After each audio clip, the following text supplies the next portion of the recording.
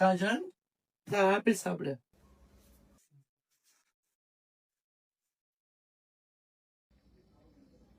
என்ன காஜல் சாப்பிடாம தட்டே பார்த்துட்டு இருக்க? இல்லம்மா, எங்க அம்மா ஞாபகம் வந்துச்சு. எங்க அம்மா சாப்பாடுலாம் போட்டு ஊட்டும்மா. என்னைக்கு நான் இப்படி மாறினேன்னு தெரிஞ்சதோ அன்னில இருந்து எங்க அம்மா சாப்பாடு போறது கூட விட்டுச்சுமா. என்னை வீட்டை விட்டு துரத்திட்டாங்கம்மா. என்னம்மா யோசிக்கிறீங்க?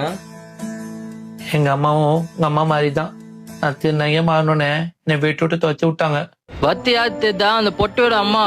இத மாதிரினா புள்ள எங்க வீட்டுல இருந்தா அச்சு சாவே வச்சிருவேன்.